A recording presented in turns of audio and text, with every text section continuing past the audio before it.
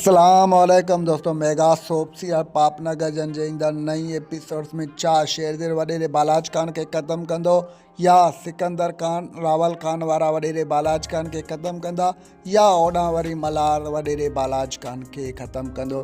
इहे सॼी तफ़सीलात ॼाणण खां पहिरियां जेकॾहिं अव्हां असांजे यूट्यूब चैनल ते नवां आहियो त महिरबानी करे असांजे यूट्यूब चैनल खे सब्सक्राइब करे घंटी जे बटन ते प्रेस करे नोटिफिकेशन ते ऑल करे छॾींदा जीअं हर नई ईंदड़ वीडियो सभ खां पहिरियां अव्हां ॿारनि ताईं बावक़्तन पहुची सघे।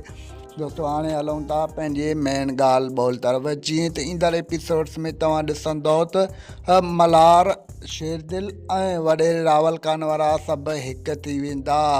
शेरदिल वॾेरे रावल खान वारनि सां हथु कोन मल्हाईंदो, पर शेरदिल वारनि लाइ उन्हनि जो हिकु हथु हूंदो। वॾेरे रावल खान वारा हुन जे मथां हथु घुमाईंदा, छो जो वॾेरे बालाज खान जो दुश्मन आहे त शेरदिल हुननि जो सॼणु आहे। ॿिए तरफ़ तव्हां ॾिसंदव त सिकंदर खान बि हाणे जल्द अज जल्द हॉस्पिटल मां मोटी ईंदो ऐं उहो बि वॾेरे बालाज खान मथां मौत थी कड़कंदो। तव्हां ॾिसंदव त जिथों किथों वॾेरे बालाज खान जी हाणे बर्बादी अची वई आहे। तव्हां पोइ क़िस्त में बि ॾिठो त वॾेरे बालाज खान जे हमराहनि खे पुलिस बि खणी वई आहे। होॾां शेरदिल बि गुस्से में आहे, होॾां मल्हार ऐं रावल खान वारा। मतिलबु चवण जो इहो आहे त हाणे वॾेरे बालाज खान जा आख़िरी ॾींहं अची विया आहिनि। तव्हां ईंदड़ एपिसोड्स में ॾिसंदव त वॾेरे बालाज खान जो सभु गॾिजी ख़ात्मो कंदा।